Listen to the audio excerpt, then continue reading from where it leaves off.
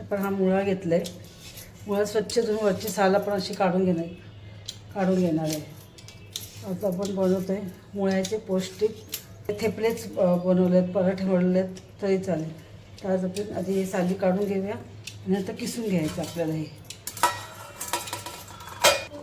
मुळ्यात आपण पाणी टाकून 10 ते 15 मिनटं ठेवलं होतं मीठ टाकून मुळ्यामध्ये. त्याचं पाणी पूर्ण काढून घ्यायचं आपल्याला. मीठ काढल्यामुळे टाकल्यामुळे पाणी असं भरपूर निघालं आहे. त्याच्यामुळे कडवटपणा जो असतो तो भाजीचा निघून जातो, उग्र वासही निघून जातो त्याच्याने. तर हे स्वच्छ पाण्यात पिळून घ्यायचं.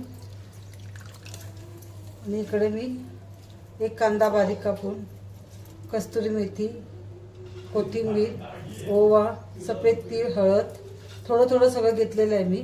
धनिया पावडर, थोडीशी साखर, थोडंसं मीठ चवीपुरतं. बारीक चिरलेल्या मिरच्या घेतात मी 7-8. थोडंसं गरम मसाला, लाल मिरची पावडर, कस्तुरी लाल मिरची पावडर ती घेतली आणि आलं लसूणची पेस्ट घेतलेली आहे. आता आपण हे सगळं आपण मिक्स करून घेऊया. आता याच्यामध्ये आपण थोडंसं तांदळाचं पीठ घेतलं आहे. अगदी अर्धा वाटी अशी घेतलेली आहे मी. अर्धा वाटी ज्वारीचं पीठ घेतलं आहे. आणि गव्हाचं पीठ आपण 2 मोठ्या वाट्या आपण गव्हाचं पीठ घेतो. जेवढं तुम्हाला घेता येईल लागेल ना तेवढं पीठ घेत जा. थोडंसं तेल. आता एकजीव करून घ्यायचं याला पूर्ण. आता याच्यामध्ये थोडं थोडं पाणी घेऊन आपण हे पीठ मळून घेणार आहोत.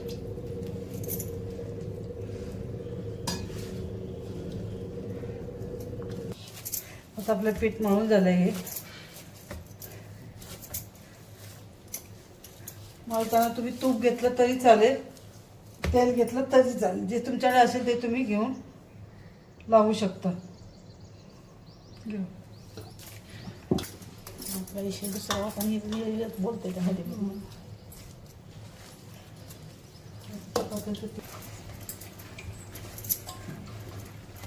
पराठे आजच. आता आपलं पीठ पराठ्याचं मळून झाले. याला थोडंसं आपण आता साईडला ठेवून देणार. कमीत कमी 15 ते 20 मिनटं झाली का आपण हे लाटायला घेणार आहोत.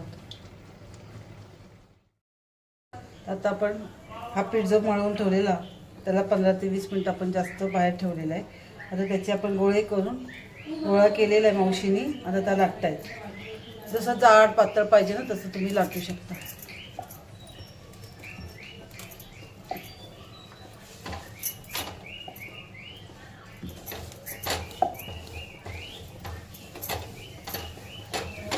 असा मुळात आपला पोटात आपल्या मुलं खायला नाही मागत. असं काहीतरी नवीन नवीन केलं तर मुलं आवडीने खातात आणि खूप छान लागतं ते. दही असेल दह्याबरोबर खा, कोशिंबीर बरोबर खा, काहीच नाही तर सॉस असेल सॉस बरोबर खाल्लं तरी चालेल. आता आपलं हे लाटून झालं. त्याच्यापेक्षा जर तुम्हाला मोठी साईज करायची असेल तर मोठी साईज करा. आणि आता छोटी साईज पाहिजे त्या पद्धतीचं तुम्ही बनवू शकता. आता आपले लाटलेला जो पराठा आहे तो आपण इथे शेकून घेऊया. मिडियम गॅस ठेवायचं, जास्त मोठा नाही करायचा आहे गॅस. जेवढा मिडियम ठेवता येईल तेवढं ठेवा. बारीक नका करू. बारीक केलं तर कडक होतात आणि मोठं ठेवलं तर करपतात. ते करपवायचे नाहीत आपल्याला, फक्त शेकून व्यवस्थित घ्यायचे. पीठ लागतं ना. जर फास्ट असेल तर करपतंही लवकर, भाजूनही होतं आणि ते मग नंतर थोडं थंड झालं ना का पीठ लागतं.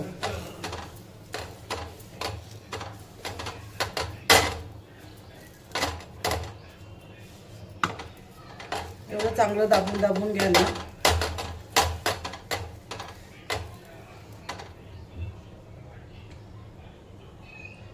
आपण आतमध्ये तूप लावलेलं आहे. पीठ जेव्हा एकजीव करताना खूप व्यवस्थित तूप टाकलेलं आहे. तर आता मी वरून तेल लावून घेते. जर तुम्हाला तेलावरती ते तूप लावायचं असेल तर लावू शकता. मुलं फार आवडीने खातात, खूप छान होतात. मुलं पण खातात, मोठी माणसंही खातात.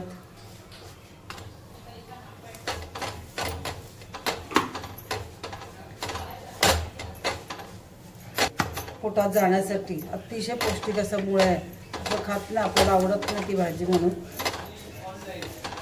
तुम्ही याच्यातले 2 जरी तुम्ही पराठे खाल्लेत ना तरी सुद्धा पोट भरतो आपला.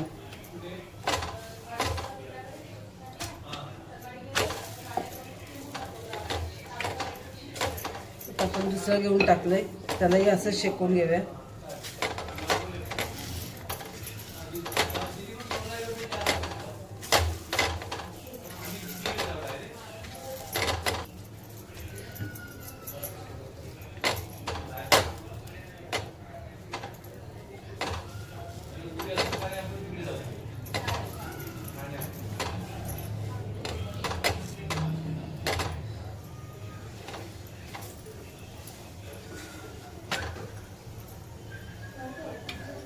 काविल तर तुमच्याकडे छोटा असेल किंवा दाबता येत नसेल तर असं आपल्याकडे भेटतं दुकानात.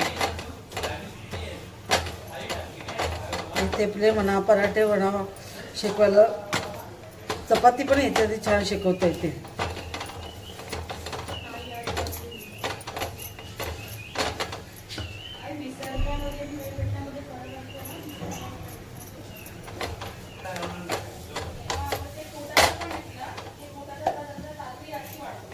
हे बघा मस्त कलर आलेला आहे आपल्या पराठ्यानं. दोन्ही साईडनी असं भाजलं गेलं पाहिजे, म्हणजे पीठ लागत नाही. मिडियम. हे आता आपल्या मुळ्याचे पराठे म्हणा, थेपले म्हणा खाण्यास तयार आहेत. कशी वाटली आपली रेसिपी? आवडली असेल तर आपल्या चॅनलला लाईक, शेअर आणि सबस्क्राईब करा. अगदी कमी वेळात आणि छान होतात, मुलंही आवडीने खातात. करून बघा तुम्ही नक्की.